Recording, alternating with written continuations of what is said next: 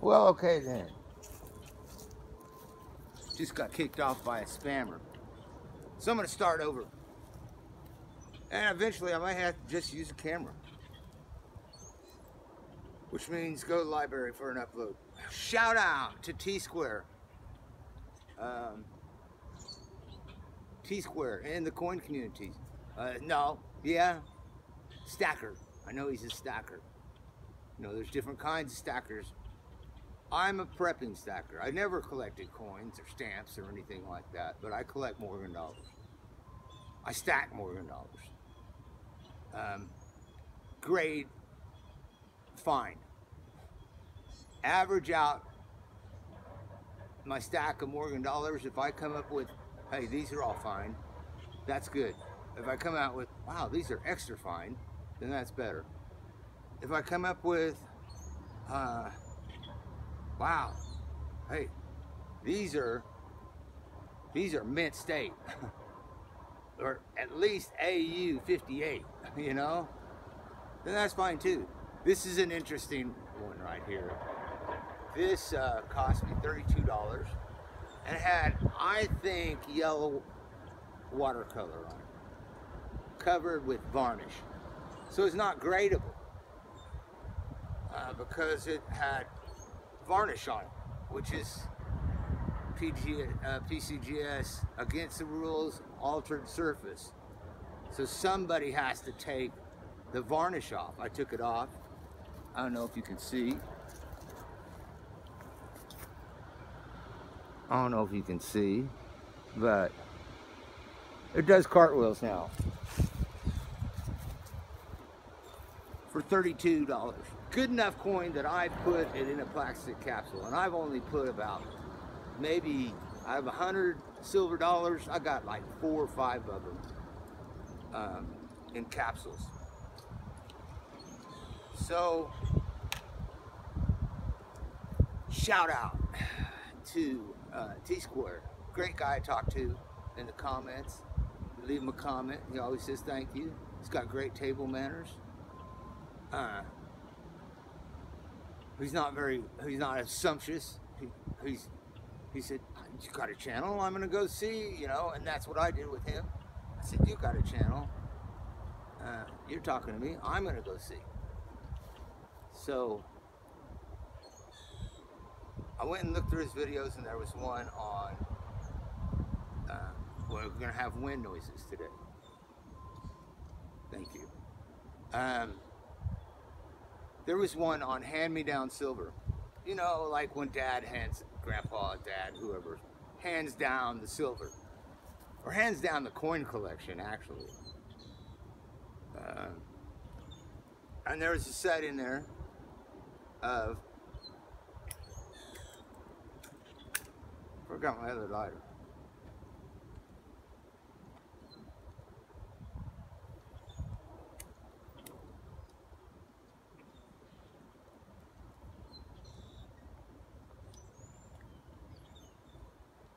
So what my dad handed down to me, there was a set of a silver nickels freedom collection. War nickels. Pardon me. UMP 1993. They were all tarnished in black or brown. Here they are. I don't know how well you can see them, but this one, it's actually an off-center strike, pretty common with these things. I think this one in the right light turns pinkish purple. This one turns blue. This one turns all different, red, blue, purple, crazy colors. This one is a really cool pink color tone. But point being, I cleaned the black off and there was tone underneath. And the tone's not scratched from my cleaning, okay? So that means the silver's not scratched because the toning is on top of the silver.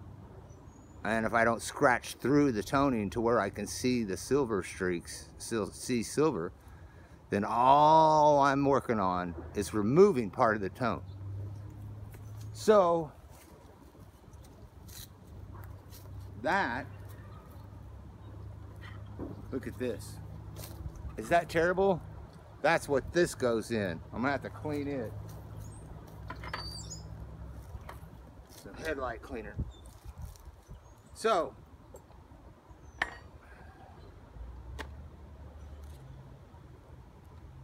what I use for cleaning coins is this book. This book, it's the Comprehensive Catalog and Encyclopedia of U.S. Morgan and Peace Silver Dollars.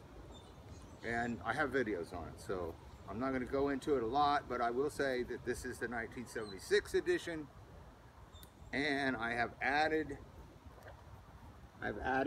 into it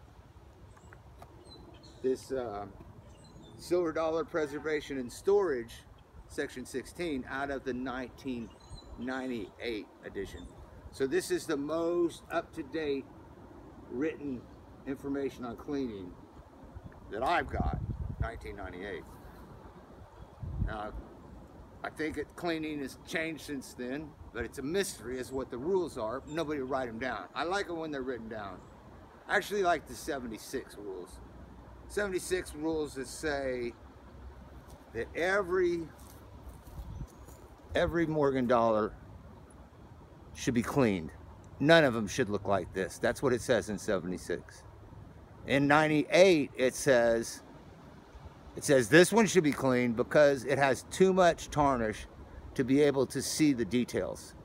So you should at least remove enough tarnish that you can see the details to know if you have a variation or not. These are the kinds of coins that I buy. This coin is not gradable, and it's not going to get a premium price just because it's dirty. It's going to get a discount price just because it's dirty.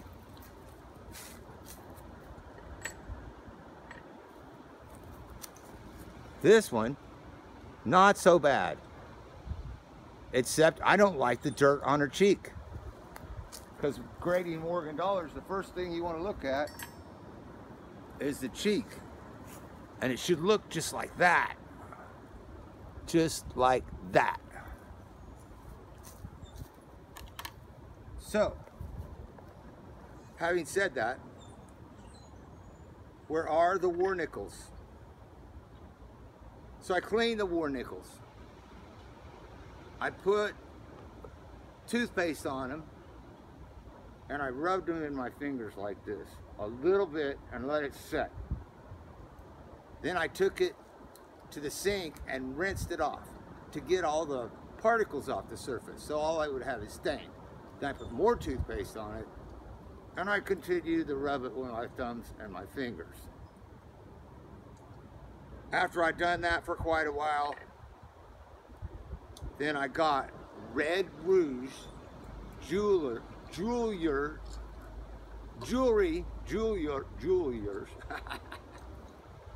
a jeweler's Red Rouge silver professional polish. Professional jewelers Red Rouge silver polish. You have to buy it. It's expensive. Not too expensive. It's on this red rag. Okay, very fine cotton. And so after the toothpaste, I shine it up with that. And I always polish from the outside directly towards the center. Outside directly towards the center. That follows the grain of the basin polish in the field of the coin. Sometimes it will actually restore it. In this case, this was covered in, I think, yellow watercolor and then sprayed with varnish. You could not see the cartwheels on this coin through the varnish. Okay? So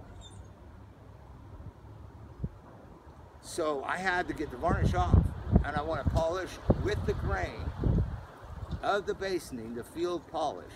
That's the flat part of the coin. It's in my videos. You want to know what basoning is?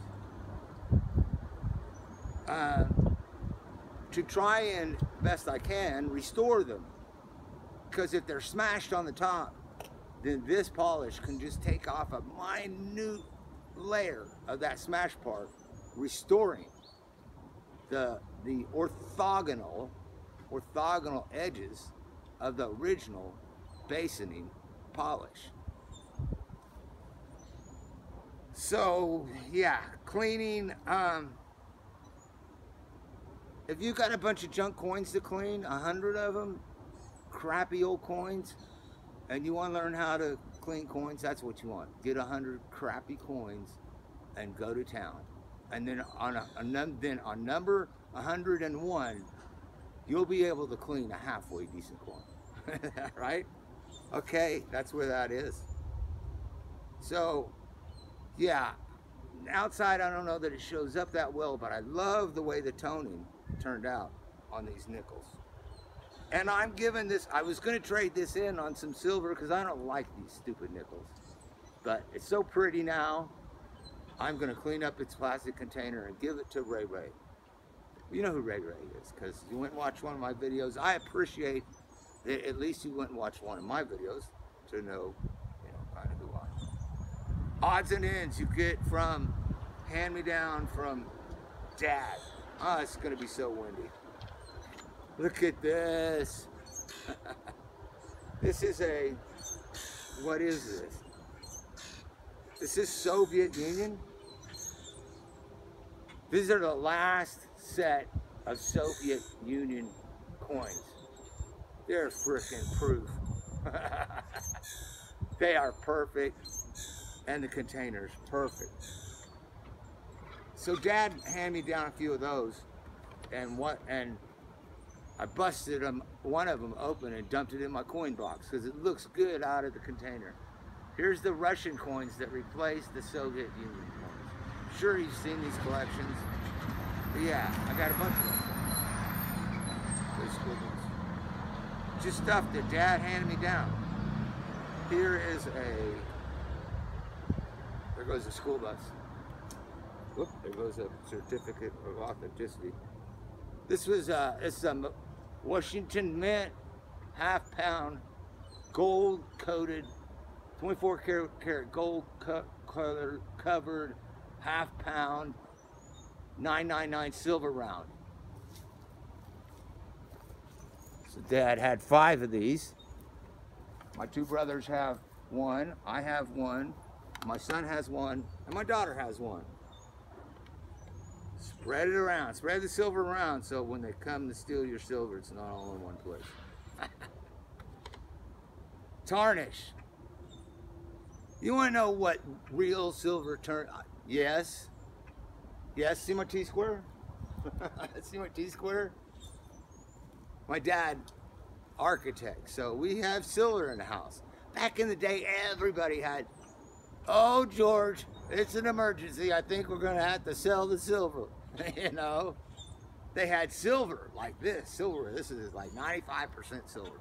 And here's what, I can tell you how old that tarnish is. That tarnish is 50 years old. 50 years old, probably. And I'm the one who cleaned it last. And it didn't have this on there 50 years ago. It's kind of neat. It has some blue, I mean, some pinks in it. Has some pinks in it, but no, not in an architect's house. The silver is clean. The silver is clean. And this is this Osborne silver spoon in my mouth. It's a great piece of silver. I don't know, man. What would you like to stack as silver? This beautiful spoon. Which one of these? Or this grody old, greasy, dirty, yucky, black Morgan silver dollar.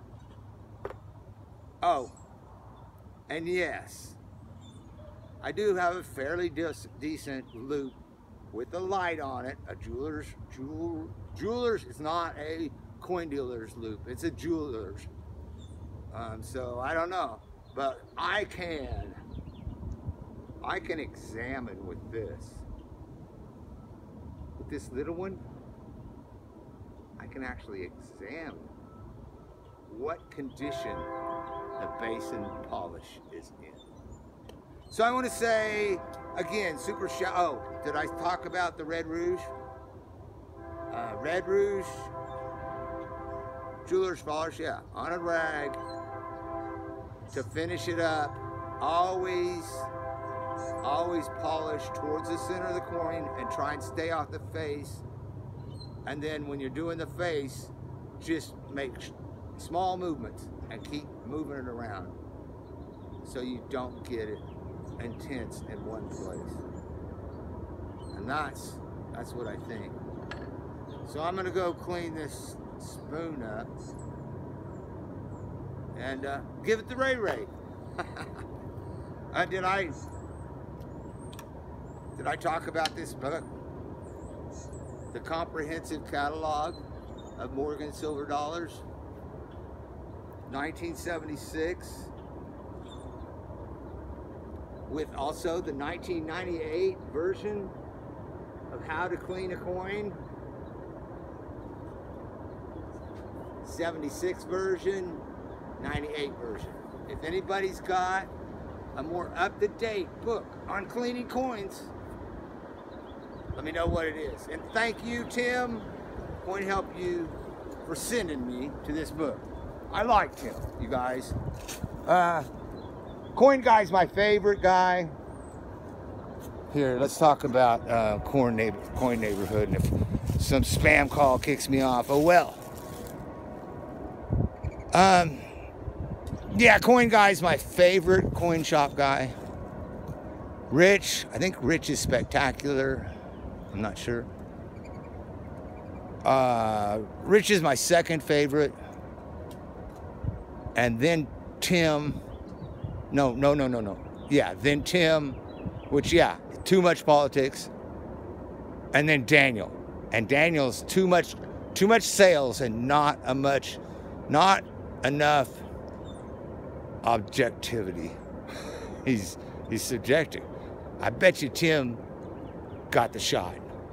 I didn't get the shot. So Tim's 76% of the people, and I'm 23. Peace out, guys. Jefferson T. Rowe. I am out of here. And that Tsquare has been with me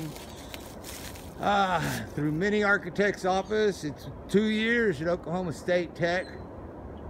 Oklahoma State's technical branch, drafting.